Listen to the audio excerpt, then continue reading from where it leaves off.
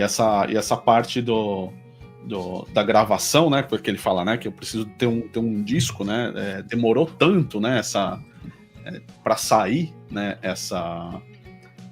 Esse disco, para você ter uma ideia, o disco saiu, supor, na quinta-feira, na sexta-feira eles começaram o primeiro show de turnê do disco. Né? Eles começaram o turnê do disco sem ter lançado o disco, pra vocês terem ideia. Né? Foi muito em cima, assim, porque era a agenda muito cheia. Muito cheia. Por isso, né, Marcelo? Por isso que eu te digo, assim, pra ele é cada vez mais ter esse senso de coletividade, né? De você ter essas pessoas junto, próximo, aumentar essa base de fãs aí, né? Então, por isso que foi importante ele, penso, né, passar por todos esses degraus, assim, o Arthur ia falar degraus. Degraus. Esses degraus, assim, para hoje chegar no patamar que ele tá, cara. Acho que se não tivesse, naquele momento lá com o Chicago, assim, não, cara, a gente não é banda de arena, a gente é banda de clube, de boate e tal, entendeu? Se a gente não fosse tocar. E uma outra pessoa que foi muito importante para ele nessa época, cara, foi o John Landau também, né, que era um crítico do Boston, não sei o que lá, e ele virou o produtor dele, né? Depois virou produtor, ele assistiu um show, ele era fã porque o Bruce Springsteen, ele gostava muito de ler as resenhas sobre ele, para saber o que os críticos estavam falando, se estavam falando bem ou mal, e onde ele poderia melhorar, né? Ou para criticar, enfim. E ele leu essa resenha, estava na frente de um clube lá, queria tocar em Boston, enfim. E aí chegou o cara do lado e falou assim, daí, gostou da resenha? Pô, legal. Pois é, prazer, sou o John Landau. Falei assim, você que escreveu? Sim, pô, daí ele dá indo ser uma amizade, os caras começaram... Porque o John Landau já tinha falado mal de outras coisas, tipo, de produção, não sei o quê. E eles ficavam horas no telefone, assim, conversando, né? Ele queria entender por que você falou mal de tal música, por que você falou mal de tal show e tal, né? E aí esse cara foi muito importante. E depois de um ano ele retorna lá nessa cidade onde ele tocou. Lembrando, né? Nessa época do Born to Run, o Bruce Springsteen tinha 25 anos, né, cara? E um ano depois, o John Landau fazia 27. Daí ele tava passando por desemprego, divórcio e tal. Ele tava numa fossa. Mas quando ele assiste o show, ele fala, cara, aquilo ali reanima a minha vontade de ouvir rock, assim, Bruce Springsteen. Cara, ele faz uma... Tá aqui no livro aqui, cara, eu não vou ler pra vocês que é meio longo, mas é uma resenha que ele fala assim, eu escrevi pra mim, eu escrevi essa resenha pra quem vai ler e vou escrever essa resenha pro Bruce Springsteen. Então isso aí é sensacional. O título dessa resenha é O Futuro do Rock and Roll. Acho que é isso aí, cara. Eu acho que até o cara do livro fala, acho que até hoje é uma das resenhas mais sinceras e mais melhores, assim, que teve, assim, sobre Bruce Springsteen e tal, né? Eu peguei eu abri online aqui o livro, né, dessa biografia, né, que ele tava falando, que a gente tava comentando, né, que o disco ficou pronto 72 horas antes, né, do início do show, né? Eu peguei aqui para ver a data certinho, né? Aí tem uma hora que ele fala assim, né? Vou ler aqui na íntegra, né? Assim, ó, a minha luta com Born to Run duraria mais alguns meses, né? Recusei o seu lançamento e finalmente atirei na piscina do hotel, né? Ele pegou a master, como se fosse a master que levaram para ele ouvir, e tacou na piscina do hotel porque ele não estava gostando do negócio, né? Aí ele fala que o produtor dele, o cara que entregou, né, a fita para ele, ficou com o olho esbugalhado, né? Falei, pô, como que você faz um negócio desse, né? De jogar a fita que a gente tá pedindo para você ouvir, né? Para ver se a gente finalmente lança essa porcaria desse disco, né? E você não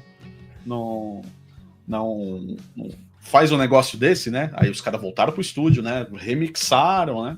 Aí o John Landau sentou com ele de novo, depois de uns meses, umas semanas, 2 meses, não lembro o que ele fala. Aí ele fala assim, ó, o Landau foi lá e me explicou, né, pacientemente, né, assim, ó, que às vezes a arte não sai 100% do jeito que o artista quer, né. Esse disco, ele tá tão grandioso, né, que se você deixar ele mais grandioso, pode ser a fraqueza do disco e ele pode ir pro vinagre, né.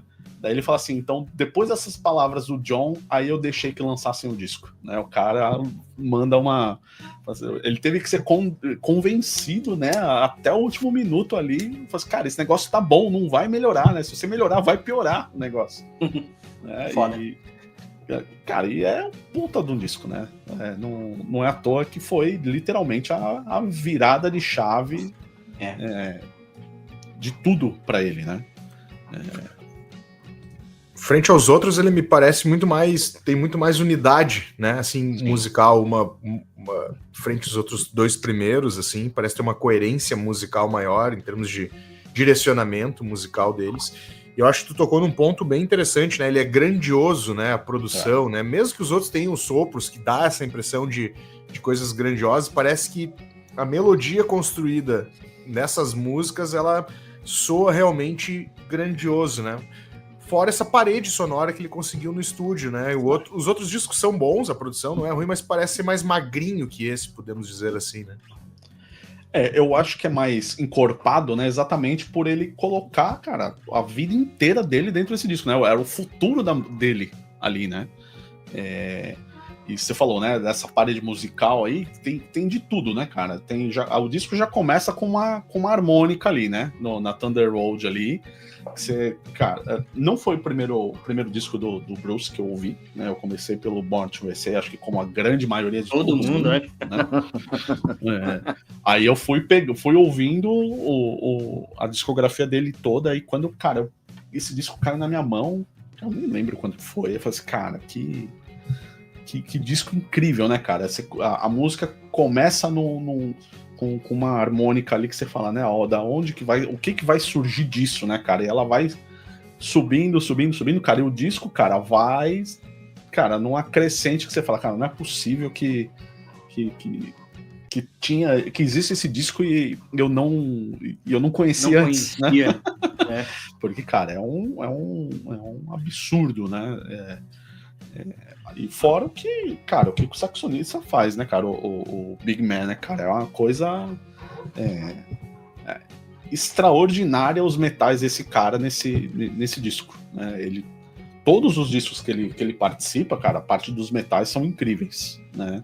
Mas nesse disco, cara, eu acho que é o auge do Bruce, é o auge da banda, é o ponto máximo ali onde eles chegaram. Falaram assim, olha, a gente é capaz de fazer isso aqui, né? E explodiu até hoje, né, cara? Você não vê um show do Bruce Springsteen, a gente até conversou, né, um tempo atrás, né, que eu falei pra vocês que eu peguei uns shows aí meio que piratas do Bruce, né?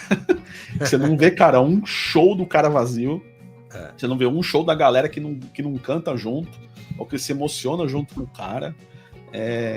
Cara, literalmente é um showman, cara.